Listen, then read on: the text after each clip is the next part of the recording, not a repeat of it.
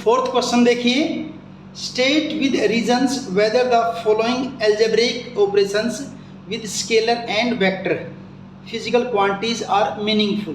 कुछ ऑपरेशंस दे रखे हैं, यहाँ ये बताने हैं एल्जेब्रिक एक्सप्रेशंस कि ये मीनिंगफुल हैं या नहीं हैं। तो पहला जो दे रखा है क्या है वो, first part, adding any two scalar, किन्हीं दो स्केलर, कोई भी दो स्केलर उनको अगर आप जोड़ना चाहें तो not possible, no, because only the scalar of same dimension can be added.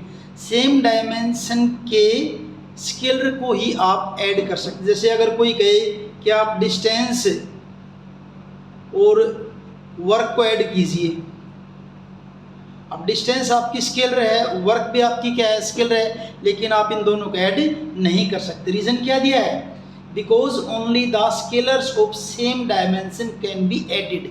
Same dimension के स्केलर को ही हम ऐड कर सकते हैं, बाकी को नहीं। ऐसा नहीं कि किन्हीं भी स्केलर को आप ऐड कर दें। फर्स्ट पार्ट इतना ही था। ये सेकंड क्या है, adding a scalar to a vector of the same dimension. Scalar को किस में ऐड करना, वेक्टर में। हाँ, डायमेंशन दोनों की सेम हो, ये भी पॉसिबल नहीं है। क्यों नहीं है, क्योंकि स्केलर के अंदर तो क्या होगा आपका, ओनली मैग्नीट्यूड होगा। वेक्टर के अंदर आपका क्या होगा, मैग्नीट्यूड भी होगा और आपका डायरेक्शन भी होगा। जैसे आप क्या करना चाहें, अगर आप स्पीड और वेलोसिटी को ऐड करना चाहें तो नॉट पॉसिबल। स्पीड को और वेलोसिटी को अगर आप ऐड करना चाहें, स्पीड एंड वेलोसिटी, स्पीड की और वेलोसिटी की दोनों की डायमेंशन तो सेम है, लेकिन दोनों को आप ऐड नहीं कर सकते। क्यों ऐड नहीं कर सकते, क्योंकि स्पीड के अंदर तो डायरेक्शन है ही नहीं। तो क्या लिखेंगे रीजन इसका, no, adding a scalar to a vector of same dimension, dimension same है जैसे यहाँ पे आपकी स्पीड और वेलोसिटी, इज नॉट मीनिंगफुल। क्यों नहीं है, because scalar has no direction. Scalar के अंदर कोई डायरेक्शन नहीं, vice vector has direction, vector के अंदर डायरेक्शन है। एग्जाम्पल लिख दिया नीचे मैंने, speed can not be added to velocity. आप स्पीड को वेलोसिटी में ऐड नहीं कर सकते। सी पार्ट देखिए, multiplying any vector by any scalar. किसी वेक्टर को स्केलर से मल्टीप्लाई करें तो मीनिंगफुल है या नहीं है, यस। एग्जाम्पल क्या है, जैसे जब आप एक्सेलरेशन को मास से मल्टीप्लाई कर दें, देखिए फोर्स का फॉर्मूला क्या होता है आपका, मास इंटू एक्सेलरेशन।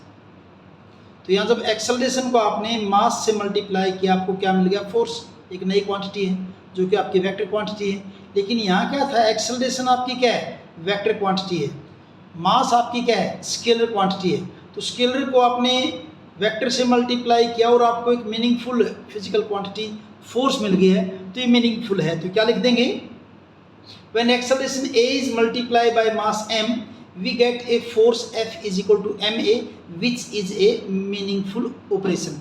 और ये आपका क्या है कि मीनिंगफुल ऑपरेशन है। डी पार्ट देखिए, मल्टीप्लाइंग एनी टू स्केलर्स। अगर दो स्केलर को मल्टीप्लाई करें तो वो मीनिंगफुल है या नहीं है, यस इट इज़ मीनिंगफुल। कैसे है, एक एग्जांपल जैसे कि when power is multiply by time. Power को अगर आप टाइम से मल्टीप्लाई करेंगे तो आपको क्या मिल जाएगा, वर्क, वर्क या एनर्जी। तो power is multiplied by time t, we get work done W is equal to PT which is useful operation, जो कि आपका एक क्या है, यूजफुल ऑपरेशन है। ई पार्ट में क्या है, एडिंग एनी टू वेक्टर्स। कोई भी दो वेक्टर, उनको ऐड करना मीनिंगफुल है या नहीं है, नहीं है भी। क्यों नहीं है, कोई भी दो वेक्टर का मतलब क्या, जैसे आपके पास एक फोर्स है मान लीजिए 5 न्यूटन का, और दूसरी चीज़ आपके पास मान लीजिए आपकी वेलोसिटी है 5 मीटर पर सेकंड। तो क्या आप इनको ऐड कर सकते हैं, क्या नहीं कर सकते, क्योंकि ये अलग चीज़ है, ये अलग चीज़, इन दोनों को आप ऐड कर ही नहीं सकते।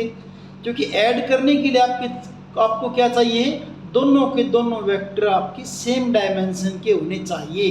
No, because the two vectors of same dimension can be added. दो वेक्टर जिनकी डायमेंशन सेम, आप उनको ऐड कर सकते हैं। कैसे, जैसे मान लीजिए आपके पास एक वेक्टर है, ये इधर आपका फोर्स है F1, ठीक है, वेक्टर क्वांटिटी है। दूसरा फोर्स आपका इधर है, ये F2 है, इसकी डायरेक्शन है F2, ये इसकी टेल है, ये हेड है। इनको ऐड करेंगे तो आ जाएगा triangle of vector addition, see इनका रिजल्टेंट आ जाएगा, R is equal to F1 plus F2।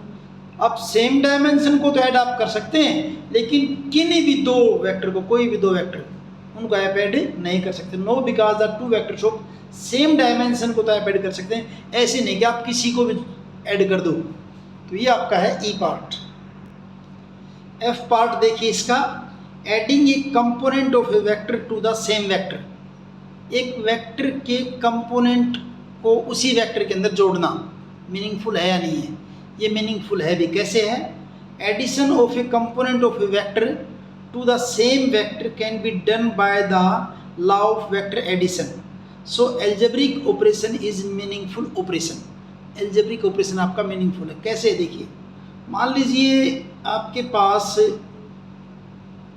ये कोई वेक्टर है v, ऐसे ये वेक्टर v है, वेलोसिटी का वेक्टर है, इसने एंगल x एक्सिस के साथ थीटा बना रखा मान लीजिए।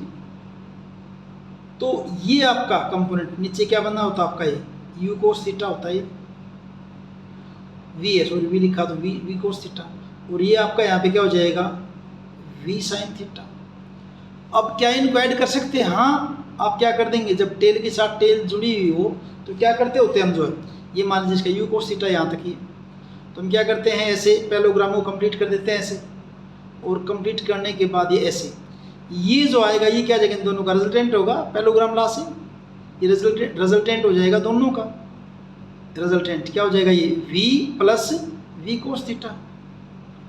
तो इस प्रकार आपका ये क्या है, मीनिंगफुल ऑपरेशन है, क्योंकि हम इसके अंदर vector law of addition apply इसके अंदर हम कर सकते हैं। So operation is meaningful.